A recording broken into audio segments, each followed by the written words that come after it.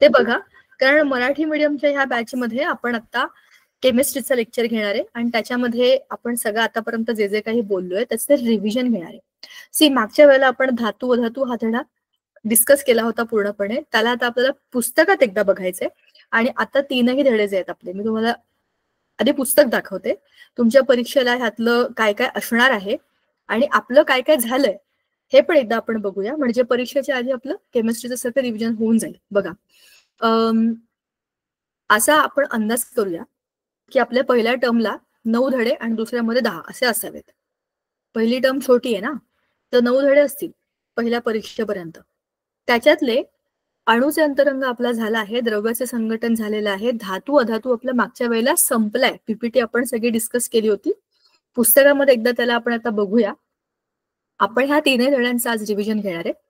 आपलं बायोलॉजीचे प्रदूषण, आपत्ती व्यवस्थापन, आरोग्य आणि रोग, सजीव जीवसृष्टी आणि सूक्ष्मजीवांचे वर्गीकरण, हे बायोचे 4 धडे आहेत. बघा, हे 4 आणि हे 3 असे 7 धडे मी तुमचे घेणार. त्यातले आरोग्य आणि रोग झालेला आहे, जीवसृष्टी सूक्ष्मजीवांचे वर्गीकरण तुमचं आधीच झालेलं आहे, बरोबर. प्रदूषणाचा धडा सुद्धा आपला झाला. आता आपत्ती व्यवस्थापनाच्या धड्यामध्ये आपण आहोत. ते एकदा पूर्ण झालं आपलं की आपण बायोच्या सगळ्या 4ही धड्यांचं रिव्हिजन घेऊया, जेणेकरून आपल्याला ह्या पूर्ण पेपर मधले केमिस्ट्री आणि बायोलॉजी ह्या 2 महत्वाच्या धड्यांचं सगळं रिव्हिजन पूर्ण होऊन जाईल. आताच्या आपल्या ह्या लेक्चर मध्ये आपण धातू अधातू हा मागचा धडा जो होता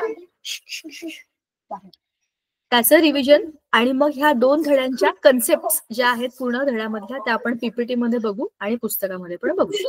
आता आपण बघूया आपल्या या धड्याला. ह्या धड्यामध्ये आपण काय काय बघितलं हे जर एकदा आठवूया आपण. बघा, आपल्या आजूबाजूला अनेक पदार्थ असतात. हे सगळे पदार्थ कुठल्या ना कुठल्या मूलद्रव्याचे बनलेले असतात, संयुगांचे बनलेले असतात किंवा ती मिश्रण असतात. पण मूलद्रव्य, संयुग, मिश्रण हे सगळे काय आहे? आपल्या आजूबाजूला असलेल्या सगळ्या पदार्थांची वर्गवारी आपण आणखीन 3 भागांमध्ये करू शकतो, जे आहेत धातू, अधातू आणि धातू सदृश. हाच आपला धडा आहे. त्याच्यामध्ये सगळ्या मूलद्रव्यांची वर्गवारी आहे. मूलद्रव्य म्हणजे असे पदार्थ ज्यांच्यापासून संपूर्ण विश्व निर्माण झालेलं आहे, ते मूळ असे पदार्थ आहेत. मूल द्रव्य, द्रव्य म्हणजे पदार्थ, असे पदार्थ ज्यांच्यापासून सगळं बाकीचं बनलंय. त्या मूलद्रव्यांना आपण वर्गवारीमध्ये बघतो तर ते 118 मूलद्रव्य एकूण आहेत. आपल्याला आतापर्यंत 118 एवढे 118 मूलद्रव्य माहिती आहेत. त्यांची वर्गवारी आपण धातू, अधातू आणि धातू सदृश अशा 3 गटामध्ये करतो. मग धातू म्हणजे कोणते? सगळ्यात उत्तम उदाहरण म्हणजे धातू जे आपण आपल्या दैनंदिन आयुष्यामध्ये वापरतो. सोनं, चांदी, ॲल्युमिनियम, लोखंड, बरोबर, तांब, पितळ, हे सगळे आपल्या ओळखीचे धातू आहेत. ह्या धातूंच्या अनेक पदार्थांना आपण दैनंदिन आयुष्यामध्ये बघतो, हाताळतो, वापरतो. तुमच्या आजूबाजूला लोखंडाच्या बऱ्याच वस्तू तुम्ही वापरल्या असतील. स्टीलची पट्टी जी तुम्ही वापरता, ती स्टीलची पट्टी लोखंडाचं एक संमिश्र आहे. म्हणजे लोखंडामध्ये आणखीन 2-4 गोष्टी ऍड केल्या त्याच्यापासून स्टेनलेस स्टील बनतं. लोखंड गंजतं, पण आपले हे जे काही संमिश्र असतात जसे लोखंडाचं स्टेनलेस स्टील हे गंजत नाही. म्हणजे त्याच्या गुणधर्मांमध्ये काही चांगल्या गोष्टी ऍड झाल्या, बरोबर. आता हे झालं धातूंच्या एका उदाहरणाबद्दल. धातूंना स्वतःची विशिष्ट चमक असते. धातूंचे आता आपण गुणधर्म बघू. त्यांचे वर्गीकरण धातू, अधातू, धातू सदृश हे आपण केले ऑलरेडी. आता धातूंचे भौतिक गुणधर्म बघा, आपल्याला ऑलरेडी चित्रामध्ये दिसतंय. डक्टिलिटी म्हणजेच काय? त्याला आपण म्हणतो तन्यता, ताणणे. वर्धनीयता, वर्धन म्हणजे वाढणे. ठोकून ठोकून तुम्ही त्याला वाढवू शकता, तुम्ही त्याला ताणून त्याची बारीक वायर करू शकता. ह्याची उदाहरणं तुम्हाला ऑलरेडी माहिती आहे. सोन्याची तार जी लहान मुलांच्या कानामध्ये घालतात, किंवा ह्याची तार असते, तांब्याची तार असते ना ह्याच्यात आपल्या ह्याच्यामध्ये इलेक्ट्रिसिटीच्या वायर्समध्ये. वरनं प्लास्टिक असतं आणि मधलं मेटल म्हणजेच धातू, कारण की धातू हे विद्युत वाहून नेतात. बघा, त्याच्या गुणधर्माप्रमाणे आपण त्याचा वापर करतो. ॲल्युमिनियमचे पत्रे, लोखंडाचे पत्रे, आपल्या घरामध्ये देवीचे टाक असतात, चांदीचे असतात, बरोबर. ह्याच्या सगळ्यामध्ये आपल्याला हे दिसतं की धातूने तुम्ही ठोकू शकता, ते तुटून नाही जाणार, त्याचे पसरत जातील ठोकल्यावर, बरोबर. तिसरं लश्यर म्हणजेच काय? तेज. धातूंना स्वतःचं एक विशिष्ट तेज असतं, चमकतात ते, म्हणून तर ते महाग असतात ना. त्यांना म्हणतात राजधातू, म्हणजे श्रीमंत धातू. सोने, चांदी, पॅलेडियम, प्लॅटिनम हे सगळे श्रीमंत धातू आहेत. ते खूप असे चमकतात आणि लांबून सुद्धा असे आकर्षक दिसतात. म्हणून त्या सोन्या चांदीच्या वस्तूंना एवढी डिमांड आहे. सोन्याचा भाव बघा 1 लाखाच्या वर गेलाय कधीच. म्हणजे सोनं ही एक अशी गोष्ट आहे की जी एक तर प्रत्येकाला एक ऍसेट म्हणून असते. खूप जास्त किंमत असल्यामुळे त्याला डिमांड खूप असते. लग्न कार्यामुळे तर सोन्याच्या किती तोळे सोने दिलं अशा गप्पा होतात. कारण की सोनं हा धातू तसा आहे, तो गंजत नाही, तो खराब होत नाही. त्याच्यावरती पाणी, हवा किंवा प्रदूषण कशाचाच काहीच परिणाम होत नाही. तो गंजत बिंजत नाही म्हणून तर तो वापरतो ना आपण दागिने म्हणून. तर लोखंडाचे दागिने घालून फिरलो नसतो का आपण. दुसरं सॉलिडिटी, त्यांना एक घनता आहे, विशिष्ट घनता. आपल्या ह्या धातूंचे जे पदार्थ असतात ते घट्ट असतात, त्यांना घनता असते. ते इलेक्ट्रिसिटीचे आणि उष्णतेचे सुद्धा सुवाहक असतात. एका बाजूला तुम्ही एखाद्या मेटलच्या म्हणजे धातूच्या तुकड्याला एका बाजूने तापवलं, तुमची पट्टीच उदाहरण घेऊया आपण.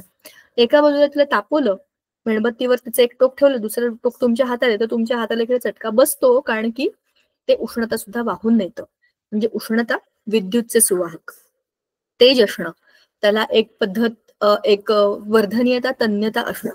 आणि एक आणखी महत्वाचा गुणधर्म धातूंचा जो आहे नादमयता. एक विशिष्ट प्रकारचा नाद निर्माण करतात धातू. आपल्या त्या टाळ असतात आरतीतले किंवा मंदिरातली घंटा असते किंवा अगदी तुम्ही ग्लास चमचा टंग टंग टंग वाजवलात की तो असा एक विशिष्ट नाद घुमत राहतो. ती अतिशय महत्वाची प्रॉपर्टी जी धातूंमध्ये असते. मग आहेत धातूंचे इतर गुणधर्म म्हणजे कोणते आपण आता बघितले, हे सगळे तन्यता, वर्धनीयता, विद्युत वाहकता, उष्णता वाहकता, घनता, ध्वनी. आणि मग येतात अधातूंचे गुणधर्म. जे सगळे धातूंचे आहेत त्याच्या अगदी विपरीत अधातू आहेत. अधातूंमध्ये काहीच नाहीये ना, त्यांना शायनिंग आहे ना, ते स्मार्ट आहेत ना, ते दिसायला चांगले आहेत, ते असे पक्के पण नाही आहेत. घनता पण त्यांची फार कमी आहे, ठिसूळ पावडर अशाच रूपात असतात ते. आणि ते उष्णता आणि विद्युतचे दुर्वाहक पण असतात. पण प्रत्येकाला एक्सेप्शन आहे. ह्या अधातूंना चकाकी नाहीये किंवा अशी झळक नाहीये, पण अधातूंमधला जो एक प्राईम स्टार आहे तो आहे हिरा. आणि तो आहे कार्बनचं एक अपरूप. कार्बन अधातू आहे. कार्बन मध्ये बाकीच्या सगळ्या अपरूपांमध्ये असे सगळे काळे बावळे आहेत, पण तो जो धातू आहे, जो अधातू आहे कुठला, हिरा, तो बाकी ह्या सगळ्यांना, ह्यांची किंमत एका बाजूला, हिऱ्याची किंमत एका बाजूला. प्युअर हिऱ्याची किंमत खूप जास्त असते, कारण त्याच्यामध्ये स्वतःमध्येच एक प्रकारचा चमक असते. आणि म्हणून तो खूप वेगळा आणि एक्सेप्शनल म्हणजे अपवादात्मक असा कार्बनचा अपरूप आहे. आणि तो अधातूंमधला पण वेगळा आहे. शिवाय तो खूप कठीण आहे. इतका कठीण आहे की धातूंना पण तो तोडेल. म्हणजे त्याला कापण्याकरता, धातूंना कापण्याकरता एक अधातू वापरला जातो, जो की आहे हिरा. म्हणजे त्यात एक डायलॉग आहे ना हिंदी पिक्चर मधला, हर बाप का एक बाप होता है. हा तर अधातू आहे. अधातूमध्ये असे गुणधर्म जे की धातूला पण मारू शकतात, म्हणजे त्याला पण हरवू शकतात. असा एकुलता एक आहे जो ह्या सगळ्यांना हरवतो. बरं, आता आपण हे म्हणालो की अधातू हे उष्णता आणि विद्युतचे दुर्वाहक असतात. पण पुन्हा एकदा हा जो कार्बन आहे ना, कार्बन अधातूंच्या गटातला एक कार्बन असा आहे जो, ती तुम्ही कबड्डी खेळला असत ना, तर एक वीक टीम असते, त्या वीक टीम मधला एकच प्लेअर असतो जो सगळ्यांना जाऊन आउट करून येऊ शकतो. तो कार्बन आहे अधातूंच्या टीम मध्ये. तर आता ह्याचा आणखी एक अपरूप आहे जे आहे ग्रॅफाईट. ग्रॅफाईट काळवावळच आहे, ते काय दिसायला असं चमकदार नाही हिऱ्यासारखं, पण ते विद्युत वाहून घेऊन जातं. म्हणजे it is a good conductor of electricity. त्याचे रॉड बनवतात स्पेशल इलेक्ट्रोलिसिसच्या एक्सपेरिमेंटमध्ये. अशा पद्धतीने धातूंच्या उलटे गुणधर्म अधातूंचे आहेत, पण त्याच्यामध्ये पण अपवाद आहेत. ठीक आहे. शक्यतो अधातू हे स्थायू, द्रव, वायू तीनही अवस्थांमध्ये असतात. पण मेटल्स म्हणजे धातू हे शक्यतो स्थायू अवस्थेमध्ये असतात. त्याला पण अपवाद आहे पारा, जो की आपल्या थर्मोमीटरमध्ये असतो. बरं, हे झाले अधातूंचे इतर गुणधर्म जे आपण बघितलं. अच्छा, अधातूंचे द्रवणांक आणि उत्कलनांक हे कमी असतात. ते लवकर बॉईल आणि मेल्ट होतात, लवकर वितळतात. त्यांना बॉन्डिंग कमी आहे ना, त्याचे ठिसूळ असतात. मग धातू सदृश आणि राजधातू. धातू सदृश म्हणजे कोण, त्याला आपण म्हणतो मेटलॉइड्स. त्यांच्यामध्ये धातू आणि अधातू दोघांचेही गुणधर्म एकत्र असतात. बरं का. त्याच्यामध्ये एकच सेकंद, धातू आणि अधातू दोघांचेही अर्धे अर्धे गुणधर्म त्याच्यामध्ये असतात. राजधातू म्हणजे बघा, मी तुम्हाला मगाशीच म्हटलं की हे सोनं, चांदी, प्लॅटिनम, पॅलेडियम, रोडियम हे जसे आहेत निसर्गामध्ये तसेच त्यांचे साठे मिळतात आणि त्यांना फार काही करावं पण लागत नाही. ते जमिनीखाली पण चमकतच असतात, ते तसेच असतात राजधातू. नंतर क्षरण आणि मिश्रणे. हा या धड्याचा शेवट आहे. एखाद्या धातूला तुम्ही जास्त वेळ ठेवलं तर तो गंजतो. जसं आपण आता बघितलं की चांदीवरती पण असे काळे काळे लेयर येतात, किंवा अॅल्युमिनियमची भांडी, त्याच्यावर पण असा काळपट थर येतो, किंवा लोखंड तर गंजतं, आपल्याला माहिती आहे, त्याला लाल लाल रंगाचा गंज येतो. नंतर आपण हे पण बघितलं की कॉपर म्हणजे तांब्याची भांडी, ती हिरवट हिरवट होतात. तुम्ही बघितलं असेल ते आपण देवघरातली ताटं, वाट्या, तांबे, आता बघा नवरात्र, गणपती या दरम्यान हे सगळं वापरतो आपण. त्यांना स्वच्छ धुवून ठेवलं पितांबरीने तरी पण त्याच्यावर हिरव्या हिरव्या रंगाचं असं काहीतरी खराब खराब येतं, मग त्याला पुन्हा घासून काढावं लागतं, तरी पण ते खराब होतं. हे एक प्रकारचं क्षरण आहे. क्षरण म्हणजे काय? त्याच्या पृष्ठभागावरती होणारी अभिक्रिया. हवेमधल्या पाणी, हवा म्हणजे ऑक्सिजन किंवा अन्य कुठल्या तरी वायूमुळे ह्या धातूंच्या पृष्ठभागावरती असलेल्या अणूंची अभिक्रिया होते. तर त्याचे ऑक्साईड बनवतात, सल्फाईड बनवतात, काही बनवतात, आणि त्याच्यामुळे ते पृष्ठभागावरती एक वेगळा थर जमा होतो. त्याला म्हणतात त्या धातूंचं क्षरण. मुलांनो, तुम्हाला मी आता एक काम देणार आहे. ते काम असं आहे की तुम्हाला दैनंदिन जीवनामध्ये तुम्ही धातू आणि अधातू कुठे वापरतात हे बघा आणि विचार करा. आणि मग तुम्हाला आल्यावर विचारणार, तुम्ही मला त्याचं उत्तर द्यायचंय. ठीक आहे? तुम्ही कुठे कुठे वापरता?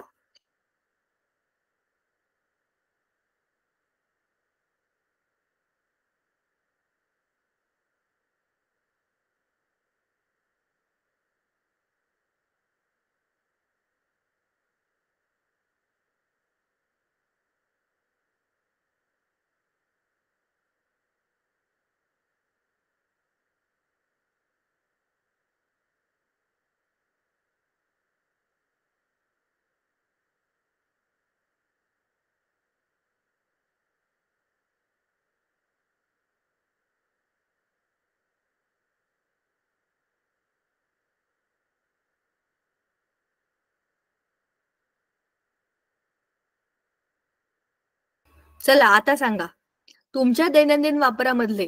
आता मी तुम्हाला इथे स्लाइड दाखवली होती, तुम्हाला एक्झाम्पल म्हणून हे दिलं होतं. मी तुम्हाला सांगितलं होतं की मी तुम्हाला एका मिनिटात विचारेन. आता मला सांगा, तुम्ही दैनंदिन वापरामध्ये धातू आणि अधातू कुठे कुठे वापरता? सांगा. इथे होतच की, हे समोरच ठेवलं होतं. लोखंड, तांब, अॅल्युमिनियम, सोनं हे तर आपण वापरतो. तुम्ही काय काय वापरता? तुमच्या दैनंदिन वापरामध्ये धातू आणि अधातू कुठे असतात? सांगा बरं जरा.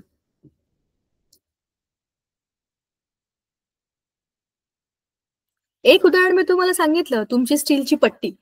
अजून तुम्ही काय काय वापरता? धातू आणि अधातू. बघा इथे अधातू कार्बन, सल्फर, फॉस्फरस, क्लोरीन हे दिलेलं आहे. आपण ज्या मॅच बॉक्स वापरतो की नाही, म्हणजे मॅचेसच्या काड्या, त्याच्यावर फॉस्फरस असतो. बघा, फॉस्फरस हा अधातू आहे आणि तो त्याचा उपयोग आहे. खतांमध्ये पण ते वापरतात. तुम्ही कुठे वापरता? तुम्हाला काही आठवतंय का? सांगा बरं जरा मला.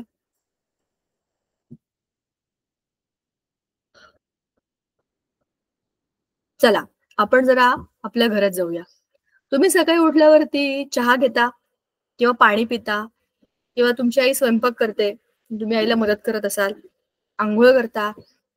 कोणाकोणाच्या घरामध्ये स्टीलच्या किंवा अॅल्युमिनियमच्या अशा बादल्या आहेत बाथरूम मध्ये? जरा बघायला लागेल मला आता. तुम्ही हात वर करून सांगू शकता मला, कोणाकोणाच्या घरामध्ये बाथरूम मध्ये प्लास्टिकच्या बादल्या नाहीयेत? लोखंडाच्या किंवा अॅल्युमिनियमच्या किंवा स्टीलच्या बादल्या बादल्या आंघोळीच्या नाहीयेत? कमाल करताय. अॅल्युमिनियमच्या बादल्या असतात, स्टीलच्या पण बादल्या असतात. बरं, कोणाकोणाच्या घरामध्ये स्टीलच्या ताटामध्ये जेवण करतात?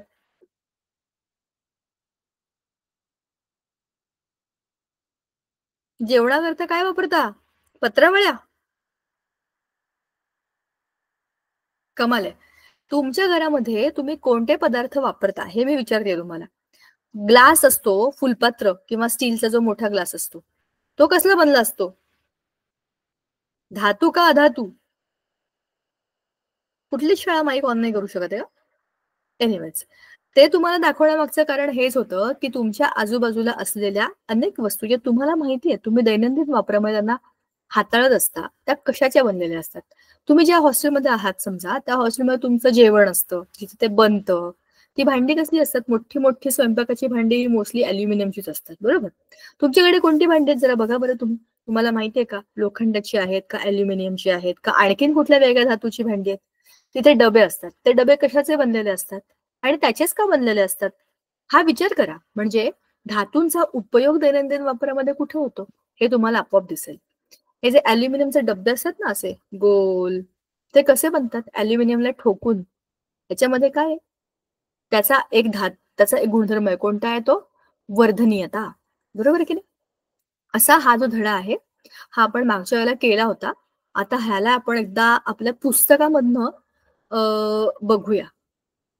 आपण अणूच्या अंतरंगातनं जायचं का? म्हणजे आपण आपोआप तिथपर्यंत येऊ आणि आपलं सगळं रिव्हिजन पण होऊन जाईल. ठीक आहे. अणूचे अंतरंग हा धडा आपला सगळ्यात पहिला केमिस्ट्रीचा धडा होता, जो आपण जवळपास 1-2 महिन्यापूर्वी केला असेल. तर याच्यामध्ये आपण काय काय शिकलो? अणू म्हणजे काय? द्रव्याचा सगळ्यात छोटा कण म्हणजे अणू, आणि त्या अणूची रचना म्हणजे काय? अणूचा अभ्यास करण्याची गरज काय? ह्या सगळ्या गोष्टींचा अभ्यास या धड्यामध्ये आहे. द्रव्य म्हणजे काय? अणू म्हणजे काय? द्रव्याचा सगळ्यात लहान घटक कोणता? हे आपण बोललो होतो. तर द्रव्य हे रेणूंचं बनलं असतं आणि रेणू हे अणूंचे बनलेले असतात. अणू हे द्रव्याचे सगळ्यात छोटे छोटे छोटे असे कण असतात. आता अणूंचा अभ्यास केला तर आपल्याला त्या पदार्थाचा अभ्यास केला असं म्हणता येतं. मग आता अणू कसे काढायचे? जे काही आपलं सूत्र असेल, म्हणजे रेणू सूत्र असेल, त्याच्यामध्ये असलेले अणू कोणते आणि रेणू कोणते? H2O मध्ये हा काय आहे? रेणू आहे. रेणूमधील अणू एकाच प्रकारचे आहेत का? नाही. अनेक प्रकारचे आहेत का? हो. हे मूलद्रव्य का संयुग आहे? जेव्हा एकाहून जास्त प्रकारचे अणू एका रेणूमध्ये असतात तेव्हा ते असतं संयुग, मूलद्रव्य नाही. बरोबर ना? हे थोडंसं रिवाइज करतोय आपण. मग ऑक्सिजन हा अणू आहे का? नाही. हा रेणू आहे. आणि रेणूमधील अणू एकाच प्रकारचे आहेत का? हो. दोन्ही ऑक्सिजन ऑक्सिजन आहेत. अनेक प्रकारचे आहेत का? नाही. मूलद्रव्य आहे का? हो. म्हणजे संयुग आहे का? नाही. हेलियम हा अणू आहे का? हो. हा रेणू आहे का? नाही. अशा पद्धतीने आपण प्रत्येक दिलेल्या ह्या पदार्थाला फोडून बघू शकतो. फोडून म्हणजे त्याचे तुकडे करून बघायचे. हेलियमचे तुकडे होतात का? नाही होत. तो एकच अणू आहे. म्हणजे तो काय आहे? एकच अणू हा त्याचा रेणू आहे. हायड्रोजन H2 मध्ये 2 अणू आहेत, हायड्रोजन आणि हायड्रोजन. पण म्हणजेच काय? दोनही समान अणू असलेला तो रेणू आहे. NH3 मध्ये तसं नाहीये. एक नायट्रोजन आहे आणि 3 हायड्रोजन आहे. म्हणजे काय झाले? वेगळे वेगळे अणू तिथे आले. बरोबर की नाही? तसं नायट्रोजन मध्ये दोनही नायट्रोजन, 2 अणू, त्याचा मिळून एक रेणू. म्हणजेच मूलद्रव्य अशी असतात ज्याच्यामध्ये सगळे अणू एकसारखे असतात. संयुग अशी असतात की त्याच्यामध्ये एकहून जास्त मूलद्रव्याचे अणू एकत्र आलेले असतात. समजलं? मूलद्रव्य, संयुग हे सगळेच्या सगळे अणूंचेच बनलेले असतात. अणू एकत्र येतात, रेणू बनतात. सारखे एकत्र आले तर मूलद्रव्याचे, नाही तर मग संयुगांचे. आता ह्या अणूंचा अभ्यास कधी सुरू झाला ह्याची एक मस्त हिस्ट्री आपल्याला. ह्याची सुरुवात झाली 1803 मध्ये डाल्टनने केली. ह्या डाल्टनने 1803 साली असं सांगितलं की अणू हा सगळ्यात छोटा असा द्रव्याचा भाग आहे, जो काय आहे? अविभाजनीय आणि अनाशवंत. तो तुटू पण शकत नाही, तुम्ही त्याला संपवू पण शकत नाही. मूलद्रव्याचे सर्व अणू एकसारखे असतात आणि भिन्न मूलद्रव्यांचे अणू भिन्न असतात. म्हणजे तुमच्या शाळेतले सगळे विद्यार्थी एकाच युनिफॉर्म मध्ये असतील, दुसऱ्या शाळेतले विद्यार्थी त्या युनिफॉर्म मध्ये असतील. तुमच्या एकाच पद्धतीच्या मूलद्रव्यांचे सगळे अणू एकसारखे, त्या मूलद्रव्याचे सगळे अणू एकसारखे. बरोबर? ही त्यांची ओळख आहे. आता हे झालं डाल्टनचा अणु सिद्धांत. पण ह्या अणु सिद्धांतामध्ये अणू आहे बॉल सारखे इथपर्यंतचीच गोष्ट होती. पण नंतर ही गोष्ट समजली की ह्या अणूमध्ये हा अणू जो असतो तो निसर्गतः विद्युत प्रभार दृष्ट्या उदासीन असतो. पण म्हणजेच काय? त्याच्यामध्ये काहीतरी प्रभार आहे. त्याच्याकरताच एक काहीतरी स्ट्रक्चर जे काढलं ते या थॉम्सनने प्लम पुढील मॉडेलमधनं काढलं. त्याचं काय म्हणणं होतं की जसं आपला केक असतो ना, कप केक, तसं प्लम पुडिंग त्याच्यामध्ये काय असतं? एकत्र सगळं पीठ पीठ आणि वरती कुठेतरी चेरी असतात बघा. असंच सगळा धनप्रभार इकडे तिकडे मस्त पसरलाय, त्याच्यामध्ये कुठे कुठे ऋणप्रभार लावलाय. असं त्याचं एक इमॅजिनेशन होतं. कसलं? ऍटमचं, म्हणजे अणू असा दिसतो. पण हे काही तर रुदरफोर्ड नावाच्या पुढच्या वैज्ञानिकाला आवडलं नाही. म्हणाले असं कसं असेल, एवढं कसं काय विस्कळीत असेल. मग त्याने स्वतःचा एक खूप प्रसिद्ध असा प्रयोग केला. तो प्रयोग होता सोन्याच्या पत्र्याचा आणि अल्फा पार्टिकल्सचा. एक अतिशय पातळ असा सोन्याचा पत्रा घेतला आणि त्याच्यावरती अल्फा किरणांचा मारा केला. हे अल्फा कण जे असतात ते पॉझिटिव्हली चार्ज म्हणजे धनप्रभारित असतात. ठीक आहे. धनप्रभारित अल्फा पार्टिकल्स आणि इथे असलेला सोन्याचा पत्रा असा मारा केल्यानंतर त्याने ते कुठे आपटले गेलेत हे पण मोजलं. नुसतेच मारले नाही त्याच्यावरती, ते जमा केले. बघा अशी ती रचना होते. इथून अल्फा कण उत्सर्जक हा एक रेडिओ ऍक्टिव्ह एलिमेंट असतो. रेडिओ ऍक्टिव्ह म्हणजे किरणोत्सारी मूलद्रव्य इथे त्याने ठेवलं. त्याच्यामधनं जे काही अल्फा पार्टिकल्स इकडे एमिट झाले त्याच्यावरती पडले. ह्या सोन्याच्या पातळ एकदम बारीक पातळ एक थर असेल एवढा पातळ असा पत्रा घेतला आणि त्याच्यावरती ते जेव्हा आपटले तेव्हा इकडे जे काही त्याने जमा केले आपटून इकडे तिकडे तिकडे जे काही अल्फा पार्टिकल्स जमा झाले त्याची संख्या त्याने मोजली. त्याच्याहून त्याने काय सांगितलं, त्याला असं वाटलं होतं की खूप सारे परत येतील आपटून आपटून, पण तसं नाही झालं. अनपेक्षितपणे बहुसंख्य अल्फा कण हे पत्र्यातून आरपार गेले. ह्या पत्र्यातून आरपार जाणारी संख्या बघा खूप जास्त आहे, चित्रात दिसते आपल्याला. काही थोड्या अल्फा कणांचे मूळ मार्गापासून लहान कोनामधून विचलन झाले. म्हणजे छोट्या अँगलमध्ये बघ, छोट्या अँगलमध्ये ते रिफ्लेक्ट झाले, गेले आणि परत आले. आणखी थोड्या अल्फा कणांचे मोठ्या कोनातून विचलन झाले. म्हणजे आले आणि मोठ्या अँगलने आले आणि जवळपास 90 डिग्रीच्या पुढे असे ते विचलित झाले. आणखीन थोड्या अल्फा कणांचे विचलन झाले मोठ्या अँगलमध्ये आणि 20,000 एकच अल्फा कण मूळ मार्गाच्या उलट दिशेने उसळला. म्हणजे काय, जर असा गेला असेल सरळ तर तो असाच परत आला मागे, ज्या रस्त्याने गेला त्या रस्त्यानेच परत आला आणि जोरात मागच्या बाजूला आपटला. असं कधी होतं? समजा इथे आतमध्ये एक पॉझिटिव्ह गोष्ट आहे आणि मी इथे पॉझिटिव्ह गोष्टच त्याच्यावर फेकून मारली तर काय होईल, हे एकमेकांना दूर ढकलतील. म्हणजे त्यांचं एकमेकांकडे प्रतिकर्षण होईल, कारण समान प्रभार आहे, विद्युत प्रभार आहे. आणि म्हणून काय होईल, हा याला तेवढ्याच फोर्सने परत मागे फेकून देईल. पण जर इथे आतमध्ये निगेटिव्ह आहे आणि इथे मी पॉझिटिव्ह टाकले, म्हणजे पॉझिटिव्ह पार्टिकल्स एका निगेटिव्ह पार्टिकलवर आपटले तर काय होईल, पॉझिटिव्ह निगेटिव्ह एकमेकांचे परस्पर भिन्न आणि परस्पर विरोधी असे काय आहेत, विद्युत प्रभारी. मग काय होतील, ते एकमेकांना धरून ठेवतील, म्हणजे त्यांचा बॉन्ड होईल. इथे बॉन्ड झाला नाही, याचा अर्थ असा आहे की आता त्याच्या ह्या सगळ्या रचनेमधनं, ह्या सगळ्या प्रयोगाच्या रचनेमधनं त्याला जे काही निष्कर्ष मिळाले त्याच्यावरनं त्याने सांगितलं की आपला जो अणू असतो हा असा असतो, मध्यभागी काहीतरी जड आणि धनप्रभारित अशी जड वस्तू मध्यभागी आहे. म्हणून ते तिकडनं आपटून ते परत आलं. आजूबाजूला खूप मोकळी जागा आहे आणि त्या मोकळ्या जागेमध्ये कुठेतरी इलेक्ट्रॉन फिरत आहेत, असं त्याचं एक इमॅजिनेशन होतं. त्याच्या प्रयोगामधनं जे दिसलं ते त्याने सांगितलं. पण आता ह्याच्या प्रयोगामध्ये ज्या काही गोष्टी राहून गेल्या त्याच्यावर लोकांनी प्रश्न विचारले. इलेक्ट्रॉन कुठे आहेत, ह्याला काय अर्थ आहे? त्यांची काही स्पेसिफिक जागा सांगितली आहे का तुम्ही? नाही सांगितली.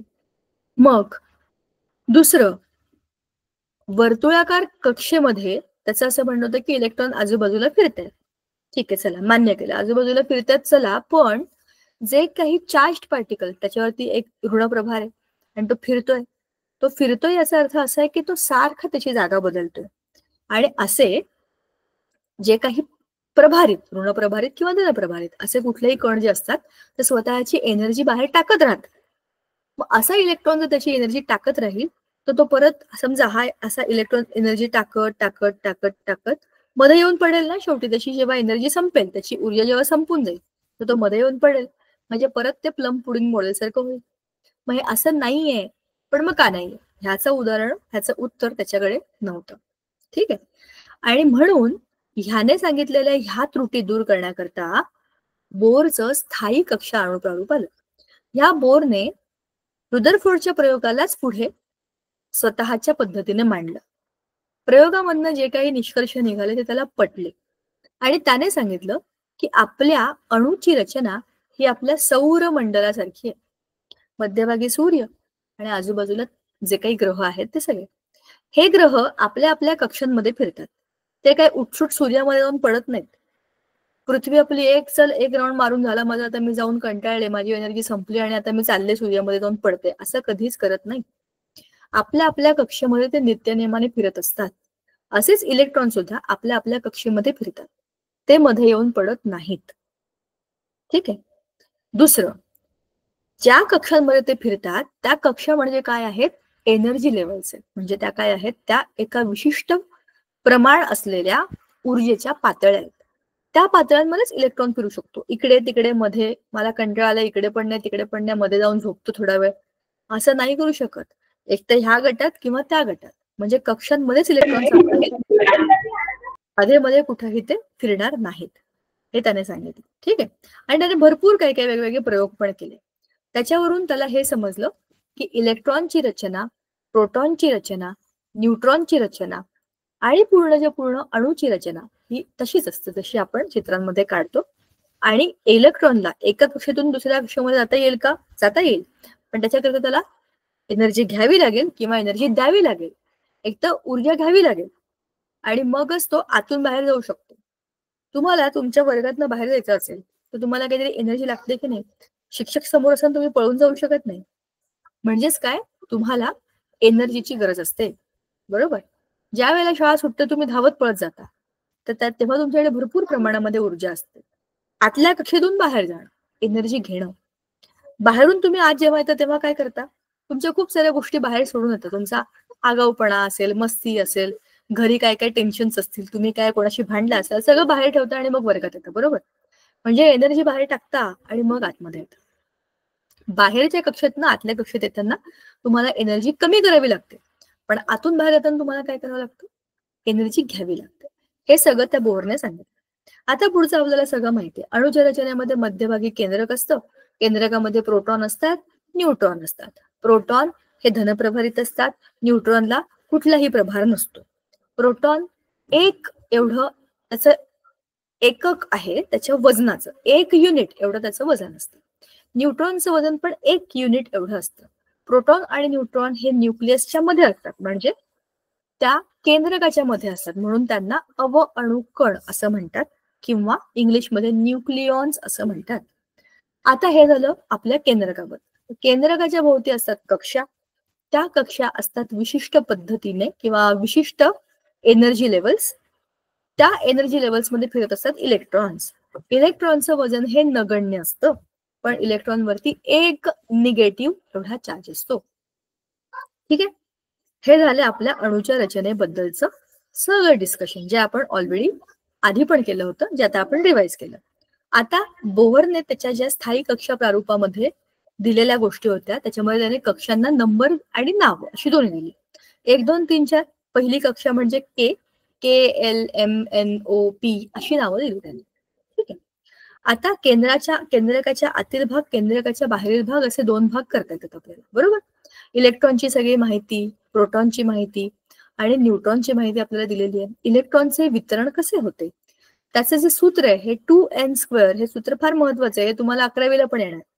तुमचा 8वीचा अभ्यास, 9वीचा अभ्यास, 10वीचा अभ्यास या सगळ्याची भेळ तुम्हाला 11वीत दिसेल.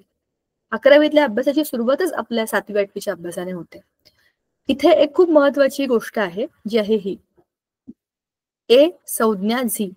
या फॉर्मॅटमध्ये आपण कुठल्याही मूलद्रव्याला दाखवत असते. समजा मी इथं लिहिलं बोरॉन किंवा मी समजा लिहिलं हायड्रोजन, सोपं घेऊया. 1 आणि 1. वजन पण 1, इलेक्ट्रॉन प्रोटॉनची संख्या पण 1. इलेक्ट्रॉन किंवा प्रोटॉन दोघांचे ऍडिशन नाही. बरोबर? असं तुम्ही कुठल्याही दुसऱ्या मूलद्रव्याच्या प्रेझेंटेशनला लिहू शकता. कार्बनला तुम्ही असं लिहिता, कार्बन 12 त्याचा अणु वस्तुमानांक आणि 6 त्याचा वस्तुमानांक. वजन 12 आणि अणु अंक 6, म्हणजे एक तर प्रोटॉन किंवा इलेक्ट्रॉनची संख्या 6. हे झालं आपल्या मांडणीबद्दल. आता इलेक्ट्रॉनची संख्या कळली, इलेक्ट्रॉनच्या कक्षांची नावं कळली, KLMN. आता प्रत्येक कक्षेमध्ये किती इलेक्ट्रॉन असेल? आपल्याला 2n² या फॉर्म्युलामधनं पहिल्या कक्षेत 2, दुसऱ्यामध्ये 8, तिसऱ्यामध्ये 18, चौथ्यामध्ये 32 हे काढता येतं. आणि मग त्या पद्धतीने आपण हे भरत जायचं. 2 1, 2 4, 2 5, बरोबर ना? पहिल्या कक्षेत 2 येणार, सगळीकडे हे 2 कॉमन येणार. उरले किती? इथे 4, इथे 5, इथे 6, इथे 7, इथे 8, बरोबर? हे बाह्यतम कक्षेमधले इलेक्ट्रॉन आहेत. आता इथे किती होतील? 11. मग हे होतील 2, 8 आणि 1. इथे काय येईल? 2, 8, 7, 18, 2, 8 आणि 8. बघा, याचं अष्टक पूर्ण झालेलं आहे, याचं पण अष्टक पूर्ण झालेलं आहे. 35 किती होतील? 2, 8, 8 आणि 2 10, 10 म्हणजे एकूण 15 इलेक्ट्रॉन आपल्याला इथे टाकायचे आहेत. तिसऱ्या कक्षेमध्ये किती असतात? 18, 2, 8, 15, बरोबर? अशी आपण त्याची इलेक्ट्रॉनची मांडणी करू शकतो.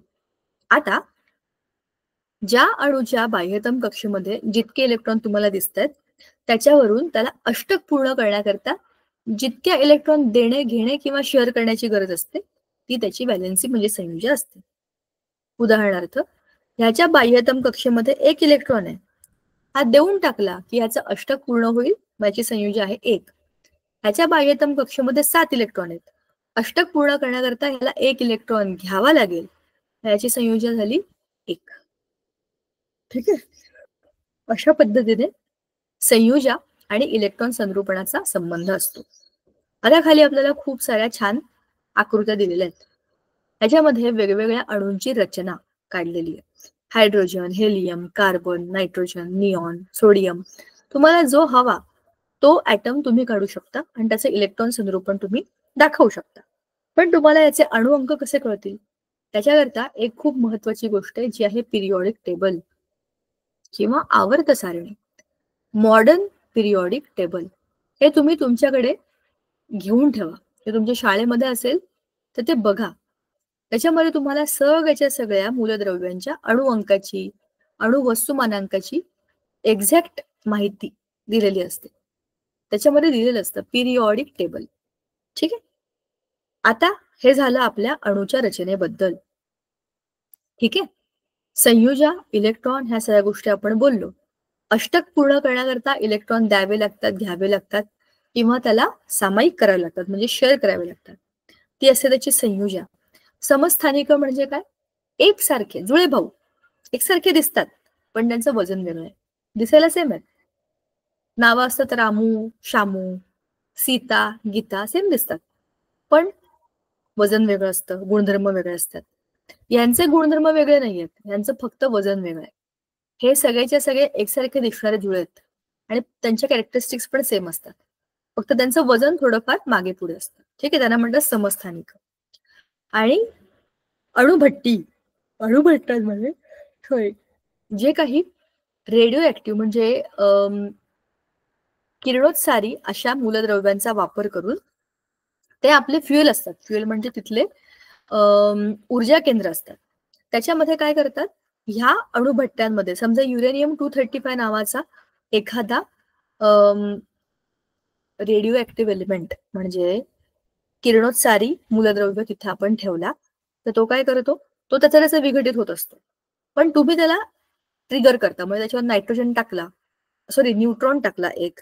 हे बघा, हा एक न्यूट्रॉन ह्या युरेनियमच्या एका अणुवरती तुम्ही आपटला तर तो त्याचे तुकडे होतात आणि 2 भाग होतात. आणि हे 2 जे वेगवेगळे मूलद्रव्य बनतात, त्यांचे 2 छोटे छोटे अणू जे बनतात, त्यातला हा एक आहे, हा जरा बऱ्यापैकी कमी वजनाचा आणि शांत. पण हा बघा वजनदार आहे. म्हणजेच काय, आणखीन याच्याबरोबर 3 वेगळे न्यूट्रॉन निर्माण होतात. एका न्यूट्रॉनमुळे असा ब्लास्ट झाला आणि एनर्जी निर्माण झाली. तासे आणखीन 3 मिळाले म्हणजे हा इकडे जाणार, दुसरा दुसरीकडे, तिसरा तिसरीकडे, म्हणजे हा आणखीन मोठ्या मोठ्या अणूंना फोडणार आणि त्याच्यातून खूप सारी उष्णता निर्माण करणार. ह्याच महत्वाच्या तत्वावरती हे सगळ्या अणुभट्ट्या चालतात. आणि त्याच्यामध्ये कुठल्याही प्रकारचं प्रदूषण नाही, कारण की ही निसर्गतः होणारी प्रक्रिया असते. रेडिओ ऍक्टिव्हिटी ही ह्या मूलद्रव्यांमध्ये असलेली नैसर्गिक देणगी आहे. त्याचा वापर करून आपण आपल्याला लागणारी विद्युत निर्माण करतो. अर्थात हे बोलणं इतकं सोपं नाही, त्याच्याकरता खूप मोठी सिस्टीम लागते, बरीच मोठी रचना लागते आणि ह्या रेडिओ ऍक्टिव्ह एलिमेंट्सची काळजी घ्यावी लागते. बरोबर. पोल्युशन नाहीये म्हणण्यापेक्षा आपण जसे जे काही थर्मल रिएक्टर्स असतात किंवा जे काही हायड्रो इलेक्ट्रिक असतात त्याच्यापेक्षा हे बरेच बरे असतात, कारण की याच्यामध्ये जे आहे ते नॅचरल फ्युएल आहे. बरोबर. अशा पद्धतीने आपण त्यांचा वापर करतो आणि ही रिएक्शन आपण कंट्रोल करतो. त्याच्यामध्ये संचलक किंवा मंदक किंवा नियंत्रक अशा गोष्टी आपण ठरवतो की आता ही अभिक्रिया इथं बंद करायची किंवा आता सुरू करायची किंवा स्लो करायची, हे आपल्या हातामध्ये असतं. न्यूट्रॉनची संख्या कमी करणं, जास्त करणं, वाढवणं ह्याच्यावरती ते आपण करू शकतो. हा झाला आपला अणूची रचनाचा महत्वाचा भाग. द्रव्याचे संघटन या धड्यामध्ये मागच्या वेळेला आपण बघितलं होतं. आपल्या आजूबाजूला असलेलं सगळं द्रव्य हे 3 अवस्थांमध्ये असतं: स्थायू, द्रव, वायू. बरोबर. स्थायू म्हणजे असे पदार्थ ज्यांना स्वतःचा विशिष्ट आकार आहे, त्यांना स्वतःची विशिष्ट आकारमान आहे, त्यांच्यामध्ये स्वतःचं एक स्ट्रेंथ आहे, त्यांच्यातलं अंतर्रेणवीय बल जास्त आहे, त्यातलं 2 कणांच्या मधलं अंतर खूप कमी आहे, म्हणून ते एकदम घट्ट असतात. बरोबर. द्रव पदार्थ जसं पाणी. पाणी म्हणजे काय? पाण्याला स्वतःचा आकार नाही, पण स्वतःचा आकारमान आहे. ते खूप असे प्रवाही असतात. दुसरं, त्यांच्यामध्ये असलेल्या अणूंमधलं अंतर हे बऱ्यापैकी असतं, पण खूप कमी नसतं, खूप जास्त नसतं. आणि वायू यांना स्वतःचा आकारही नाही आहे, आकारमानही नाही, शिवाय त्यांच्या 2 कणांमधलं अंतर खूप जास्त असतं, 2 कणांमधलं आकर्षण बल खूप कमी असतं. अशा पद्धतीने द्रव्यांच्या विविध अवस्था असतात आणि यांचं अवस्थांतर होतं. याच्यामध्ये मूलद्रव्य, संयुग आणि मिश्रण अशा 3 भागांमध्ये आपण याचा अभ्यास ऑलरेडी केलेला आहे. मूलद्रव्य म्हणजे आपल्याला माहिती आहे निसर्गामध्ये ते त्या आहेत त्या मूळ रूपामध्ये असतात. मूलद्रव्यांची संयुग बनतात. मिश्रणांमध्ये एकाहून अनेक प्रकारच्या अणूंना एकत्र येताना कुठलंही विशिष्ट प्रमाण नसतं किंवा त्याच्यावर कुठली रासायनिक अभिक्रिया होत नाही, ते फक्त एकत्र येतात. त्याला मिश्रण असं म्हणतात. ठीक आहे. आता हे आपण बघितलं मूलद्रव्य, संयुग आणि मिश्रण. आता आपल्याला बघायचंय की आपल्या आजूबाजूला असलेल्या पदार्थांमध्ये बघा, हा फार महत्वाचा टेबल आहे. आपण मागच्या वेळेला आपण बोललो होतो बघा, त्यांची रचना, त्यांच्यातलं आंतररेणुवेल बल वगैरे सगळं याच्यात दिलेलं आहे छानपैकी. ठीक आहे. आता आपल्याला हे एक महत्वाची गोष्ट याच्यामध्ये आलेली आहे. पाणी एक संयुग म्हणजे कंपाऊंड आणि दूध म्हणजे एक मिश्रण. या दोघांचीही उदाहरणं आहेत आपल्याकडे. पाणी संयुग आहे, दूध हे मिश्रण आहे. दुधामध्ये अनेक गोष्टी एकत्र असतात, तरी दुधाची एक विशिष्ट चव असते. बरोबर. थोडीशी गोडसर चव असते, पण तरी सुद्धा त्यात प्रत्येक गोष्ट ही एकत्र तयार झालेली पण मिश्रण रूपामध्ये. याची एक्झॅक्टली उलट आहे पाणी. पाण्यामध्ये 2 हायड्रोजन आणि 1 ऑक्सिजन यांचे रासायनिक बंध तयार होतात आणि हे बंध पक्के असतात. पाण्यामध्ये दूध किंवा दुधामध्ये पाणी तुम्ही टाकलं तरी पण त्याचा रंग पांढराच दिसणार, पण तसं पाण्याचं नाहीये. पाण्यामध्ये H2O चं प्रमाण ठरलेलं आहे आणि ते एक प्रकारचं फिक्स असतं, ते कधीच बदलत नाही. ते H2O म्हणजे पाणी हे जगामध्ये अनंत कालापासून अनंत कालापर्यंत असंच राहणार आहे. आता मूलद्रव्यांचे प्रकार, आपण हा घटक पण पाहिला होता की मूलद्रव्यांचे प्रकार म्हणजे कोणते कोणते. धातू, अधातू, धातू सदृश्य. आपण वरती आपला नवा धडा मगाचा जो होता तो धातू, अधातू, धातू सदृश्यचा होता, आपण तो ऑलरेडी डिस्कस केलेला आहे. संयुगांचे प्रकार कोणते कोणते असतात. सेंद्रिय आणि असेंद्रिय अशी संयोग, म्हणजेच काय, कार्बनची किंवा अकार्बनची अशी 2 वेगवेगळी गट आपण त्याचे करू शकतो. त्याच्यानंतर जटिल संयोग म्हणजेच काय, जटिल संयोगाच्या रेणूमध्ये अनेक अणूंनी तयार झालेली जटिल संरचना असते आणि या संरचनेच्या मध्यभागात धातूंच्या अणूंचा सुद्धा समावेश असतो. मॅग्नेशियमचा समावेश असलेले क्लोरोफिल, लोहाचा समावेश असलेले हिमोग्लोबिन आणि कोबाल्टचा समावेश असलेले सायनो कोबाल्मिन ही जटिल संयोगांची उदाहरणे आहेत. म्हणजे ह्याच्यामध्ये मध्ये धातू असतो. जसं आपल्या शरीरामध्ये हिमोग्लोबिन, आपल्या रक्तामध्ये असतं हिमोग्लोबिन, त्याच्यामध्ये हिम म्हणजे आयन आणि ग्लोबिन इज अ प्रोटीन. तर त्याच्यामध्ये वेगळ्या वेगळ्या गोष्टी, त्याच्यामध्ये धातू असं एक वेगळंच कॉम्बिनेशन असतं. तर हे सेंद्रिय असेंद्रियच्या पलीकडचे हे जटिल आहेत, त्याच्यामध्ये एक कॉम्बिनेशनच वेगळं आहे. आता मिश्रणांचे पण अनेक प्रकार असतात. मिश्रण म्हणजे काय? त्याच्यामध्ये जे घटक एकत्र आलेत त्यांच्यामध्ये काही विशिष्ट प्रमाण नाहीये आणि त्याच्यामध्ये स्वतःची एक आयडेंटिटी आहे. मिश्रणाचं सगळ्यात सोपं उदाहरण मी तुम्हाला जे सांगितलं होतं ते होतं भेळ. भेळीमध्ये कुरमुरे असतात, शेव असतात, कांदा, टोमॅटो, मिरची, कोथिंबीर. तुम्ही ओली भेळ खाल्ली त्याच्यामध्ये त्या गोड पाणी, तिखट पाणी असं बरंच काही काही असतं. तुमची इच्छा असेल तुम्ही त्याच्यामध्ये काकडी घालू शकता किंवा त्याच्यामध्ये तुम्ही कैरी बारीक घालून टाकू शकता, शेव वेगवेगळ्या पद्धतीचे घालू शकता, फरसाण वेगवेगळे घालू शकता, कुरमुरे वेगवेगळे घालू शकता. पण तरी सुद्धा तुम्ही काही बदललं तरी पण ती भेळच असते. प्रमाण कमी असं झालं तर त्याला नाव बदलत नाही, कारण ते मिश्रण आहे. जसं आपला चहा, तुम्ही केलेला चहा वेगळा, तुमच्या आईने केलेला वेगळा, ताईने केलेला वेगळा, बाबांनी केलेला वेगळा, मी केलेला तर एकदमच वेगळा. सो प्रत्येकाच्या प्रमाणाप्रमाणे त्याने किती प्रमाण टाकलंय चहा बनवताना चव बदलणार आहे. जरी तुम्ही त्याला उकळलं, एकत्र केलं तरी पण प्रत्येक चहामध्ये साखरेची पण चव लागते, चहा पावडरची पण चव लागते, आलं टाकलं तर आल्याची पण चव लागते. प्रत्येकाची चव त्याच्यामध्ये आहे तरी ते एकत्र आहे. अशा पदार्थांना आपण मिश्रण म्हणतो. मिश्रणामध्ये प्रत्येक भाग घेणाऱ्या घटकाची स्वतःची एक जागा असते. जरी ते एकत्र असलं तरी पण ते वेगळं असतं, बरोबर. आता समांगी आणि विषमांगी असे त्याचे दोन भाग आहेत. समांगी मिश्रण म्हणजे काय? मिश्रणाच्या सर्व घटकांची मिळून एकच प्रावस्था. प्रावस्था म्हणजे फेज. पाणी आणि मीठ. पाण्यामध्ये तुम्ही मीठ टाकलं आणि विरघळवलं, तुम्हाला कळणार पण नाही पाण्याकडे बघून की याच्यामध्ये मीठ आहे, बरोबर. त्याची एकसंधता पूर्णपणे एकत्र झालंय ते असं जे असतं ते असतं समांगी मिश्रण.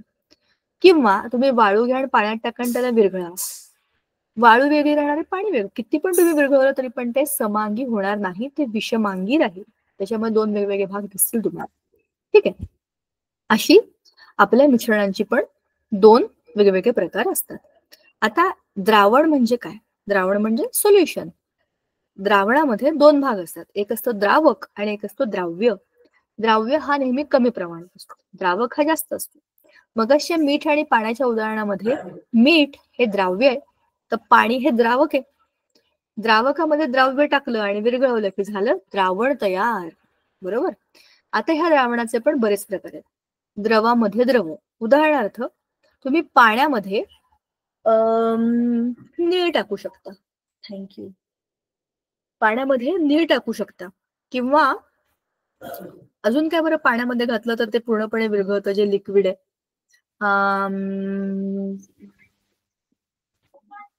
हा, तुम्ही पाण्यामध्ये रसनाचं सिरप असतं बघा, ते लिक्विड असतं, ते पाण्यामध्ये टाकलं आणि विरघळवलं की काय होतं, एकदम असं पाण्यासारखंच दिसतं. ते रंग जरी ऑरेंज झाला त्याचा तरी पण ते काय असतं, द्रावण, पूर्णपणे विरघळलेलं. द्रावणामध्ये म्हणजे लिक्विड मध्ये लिक्विड, बरोबर. असंच तुम्ही वायूमध्ये वायू, स्थायूमध्ये स्थायू अशी द्रावणं बनवू शकता. स्थायूमध्ये स्थायू हे काय, आताच आपण बोललो संमिश्र. लोखंडामध्ये काही पदार्थ मिसळले की त्याच्यापासून स्टील बनतं. आता हे प्रमाण थोडंसं कमी जास्त होऊ शकतं, म्हणूनच स्टीलमध्ये पण वेगवेगळे प्रकार आहेत, बरोबर ना. स्टीलच्या काही गोष्टी गंजतात, काही गंजत नाही.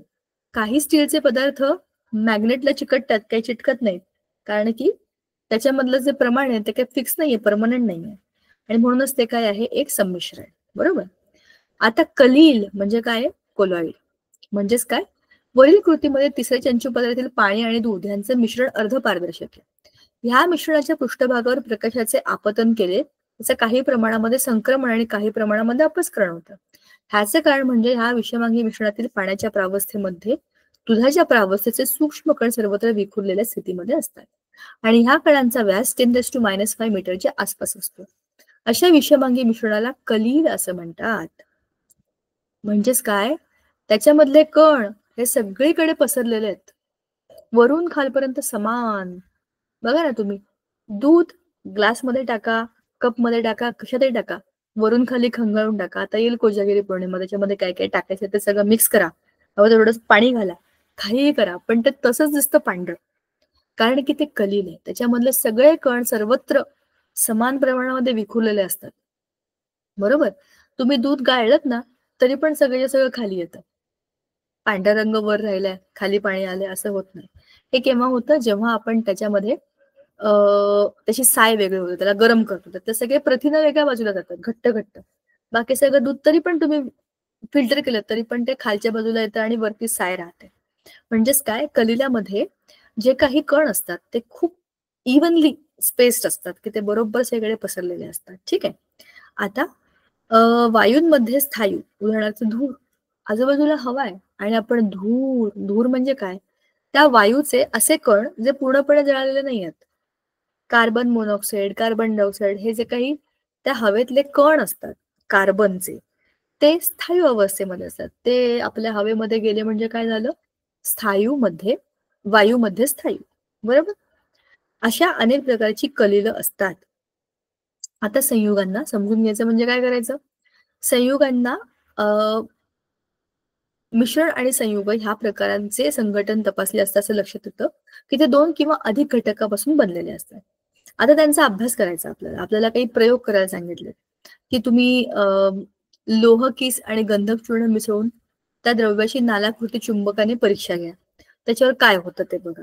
म्हणजेच काय होतं की ह्याच्यामध्ये हे बघा, आपल्याला काय सांगितलंय, तयार झालेले द्रव्य म्हणजे लोह आणि गंधक यांचं मिश्रण आहे. बरोबर. 2 वेगवेगळ्या गोष्टी तुम्ही एकत्र केल्या, लोह किस आणि गंधकाचं चूर्ण.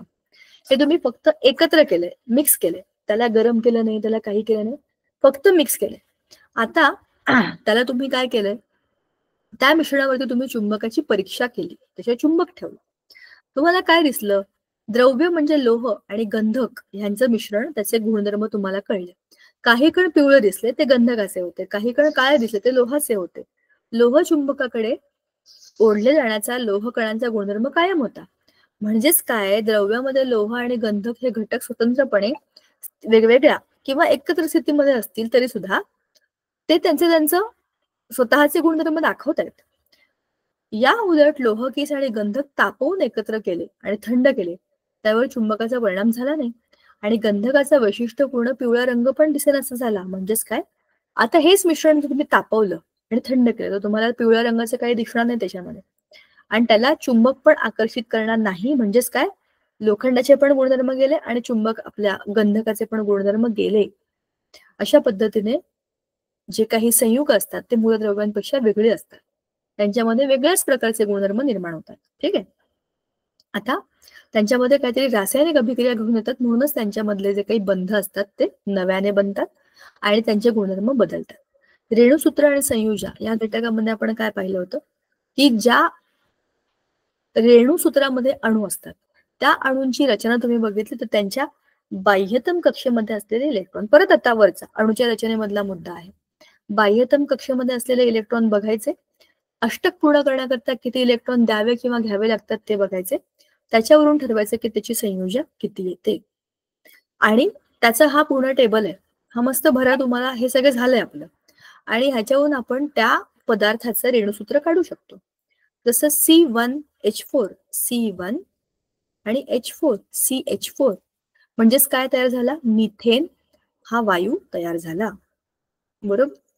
N1H3 NH3 Fe2S2 C2O4, अशा पद्धतीने जे जे काही बनलं ते इथे लिहायचं. हे काय त्यांची रेणुसूत्र आहेत.